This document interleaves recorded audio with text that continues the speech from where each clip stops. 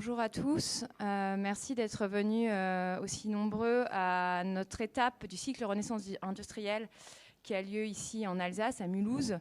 Nous sommes très contents d'avoir pu co-organiser cet événement avec la Société industrielle mulhousienne et son président Luc Gaillet, à qui je vais bientôt passer la parole.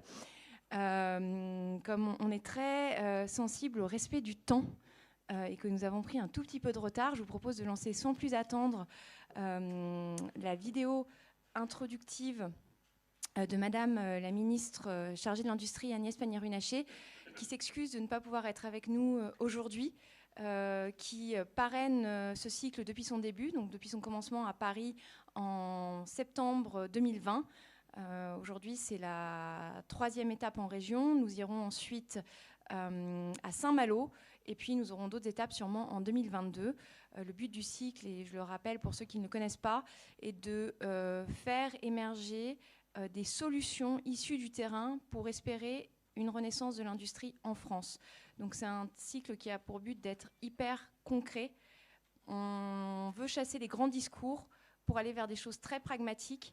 On part du principe qu'il y a énormément d'acteurs publics ou privés en France qui œuvrent quotidiennement et depuis des années à maintenir des activités industrielles en France.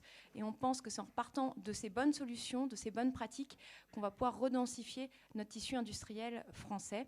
Et donc on aura aujourd'hui un certain nombre d'experts qui vont venir nous partager leurs idées, leurs recettes et leurs convictions sur le sujet et surtout leurs belles réussites. Et je passe la parole à Monsieur Luc Gaillet, président de la Société industrielle de Mulhouse et pas mulhousienne, comme je l'ai dit avec beaucoup de lourdeur il y a 30 secondes. Merci beaucoup. Bien. Bon, je vais raccourcir un petit peu parce que sinon ça ne va pas contribuer à la durée de la matinée. Merci d'être venus aussi nombreux et c'est un vrai plaisir de vous accueillir dans l'hémicycle de l'FUS. D'abord parce que nous allons découvrir comment cette salle, qui sera inaugurée officiellement le 29 novembre prochain, remplit sa mission, faciliter les échanges entre les participants. Et surtout parce que la Société d'encouragement pour l'industrie nationale, notre aînée de 25 ans, 1801-1826, a choisi la CIM pour l'étape Grand Est de son cycle Renaissance industrielle. Ce cycle se déroule en écho avec notre volonté de développer l'intelligence collective. Sans un rebond de cette dernière, les défis auxquels nos territoires, la France et l'Europe sont confrontés ne pourront pas être surmontés. Cette intelligence collective est la combinaison des intelligences collectives de la sphère publique et de la sphère privée. Et s'agissant du développement économique en général et de l'industrie en particulier, la sphère privée, ce sont avant tout les entrepreneurs dont la première mission est de développer leurs entreprises. Mais leur connaissance des mécanismes économiques, leur expérience de la dynamique des organisations, leur capacité d'innovation et de management de projet rend le rapport indispensable pour un développement économique performant. Leur faible disponibilité individuelle rend nécessaire un engagement plus collectif et c'est le rôle de nos organisations d'entrepreneurs. C'est entre autres le rôle de la Société d'encouragement au niveau national et de la CIM à l'échelle Sud-Alsace. Et je reprenais une définition de la société civile de Michel Vivorca, des personnes témoignant d'une volonté et d'une capacité d'action collective susceptible de peser sur le fonctionnement et les transformations du pays. Si je reviens à l'échelle locale, c'est en particulier Campus Industrie 4.0, auquel beaucoup d'entre vous participent et dont Laurent Rich dira certainement un mot en conclusion. Alors je vais sauter un gros paragraphe sur les échelles de temps et de géographie que je vous livrerai à l'occasion pour parler plus particulièrement de nos tables rondes. Donc, avec la Société d'encouragement, les participants et les deux animateurs que je remercie, Anaïs Voigilis et Laurent Bodin, nous avons vraiment préparé ces deux tables rondes afin qu'au-delà du plaisir des échanges, elles fassent progresser l'intelligence collective. La réflexion collective qui sera ensuite consolidée à l'échelle nationale par la Société d'encouragement. Table ronde numéro 1. Comment accompagner les industriels vers l'industrie 4.0 ? Le concept d'industrie 4.0, industrie du futur, est né il y a une dizaine d'années. Il regroupe un large éventail de technologies et de méthodes destinées à améliorer la performance industrielle sur une très large palette de critères, performance technologique, organisationnelle et qualité, donc performance économique, mais aussi performance sociale et environnementale. C'est donc en fait une démarche de développement durable, puisqu'elle englobe les 3 piliers économique, social et environnemental. L'éventail d'actions est extrêmement large. L'Alliance Industrie du Futur a identifié environ 80 briques technologiques dont vous pourrez découvrir l'état de l'art, non pas ce matin, mais dans très peu de temps ici à Mulhouse, lors du salon BI 4.0 au Parc Expo les 30 novembre et 1er décembre. C'est le 2e plus gros salon sur l'industrie du futur en France. Dans une vision globale, la démarche Industrie 4.0 comprend 2 grands volets, et la ministre l'a dit tout à l'heure.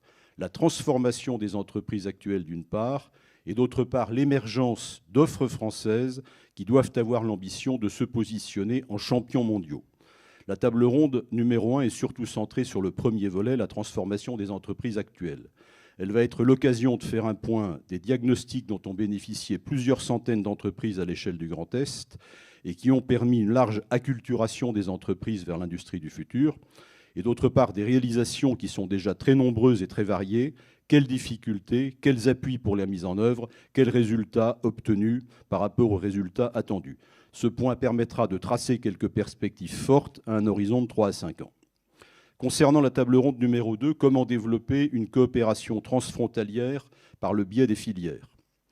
Nous sommes un territoire frontalier, frontalier, et les réflexions dans nos territoires, les réflexions sur le développement économique territorial ne peuvent se limiter aux 2 leviers d'emploi usuels sur les territoires, qui sont le développement pour l'industrie, le développement endogène et le développement exogène. Alors tous ne sont peut-être pas parfaitement au courant de ces catégories, c'est assez facile à comprendre, je ne vais pas le développer, faute de temps à l'instant. Mais donc développement endogène, développement exogène. En plus, dans les territoires frontaliers, il y a les travailleurs frontaliers. Dans la situation d'emploi actuelle, qui n'est pas brillante, qui est meilleure que ce que l'on craignait avant Covid, au cours de la crise, mais qui n'est quand même pas brillante intrinsèquement, même si de nombreux métiers sont en tension, nous sommes loin d'un niveau d'emploi satisfaisant et nous devons donc continuer à agir sur les 3 leviers. Mais il y a un ordre entre eux et la priorité doit être donnée au développement endogène, qui génère localement le maximum de valeur et dont les fonctions de décision restent sur le territoire. L'analyse montre que les écosystèmes locaux permettent le plus de création locale de valeur, et vous en avez un exemple juste à côté de nous, qui est le cluster Life Science de Bâle, qui est aujourd'hui un exemple exceptionnel, avec qui est l'un des 2 ou 3 principaux, sinon le principal cluster Life Science au monde, et on ne le retient pas suffisamment souvent, 2 des 5 premières capitalisations boursières européennes, Roche et Novartis, qui sont respectivement 3e et 4e capitalisation boursière européenne. L'exemple de Bâle doit nous inspirer en renforçant nos écosystèmes et en développant de nouveaux écosystèmes dans des opportunités de la 4e révolution industrielle. Mais pour aller plus vite, car nous sommes bien dans une compétition mondiale, il est intelligent de s'associer avec les territoires proches, qui peuvent être en France, dans le Grand Est ou en Franche-Comté, mais aussi en Allemagne et en Suisse. D'où cette idée de clusters bi- ou trinationaux posée aux intervenants de la table ronde numéro 2. Comment identifier des potentiels de coopération? Comment construire des projets bi- ou trinationaux forts? Comment accélérer la mise en œuvre de ces projets? Voilà pour les 2 tables rondes. En conclusion, jouer collectif dans nos territoires d'industrie. Lors de la première révolution industrielle, la réussite exceptionnelle de Mulhouse a été rendue possible par le jeu collectif des industriels rassemblés à la CIM, qui était le premier technopole en France. Nous leur rendons aujourd'hui hommage en renommant nos espaces événementiels Dollfus, ici, Coquelin, MIG, Schlumberger et Zuber. Notre responsabilité collective est de reconstruire la même dynamique industrielle, aussi bien dans les technologies issues des 3 premières révolutions industrielles que dans les opportunités de la 4e. Au XIXe siècle, la sphère publique était infiniment moins développée qu'aujourd'hui.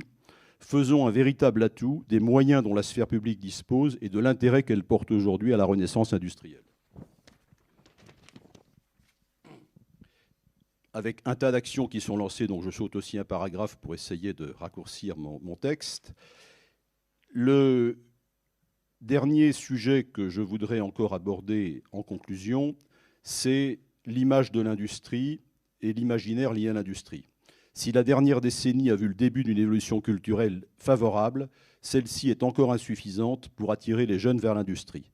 Nous devons nous engager encore plus dans les démarches French Fab portées par la BPI, mais aussi en Alsace, j'aime le projet pour l'été prochain, Jeux, Arts et Industrie Mulhouse, l'Industrie Magnifique Strasbourg ou Eloquensim.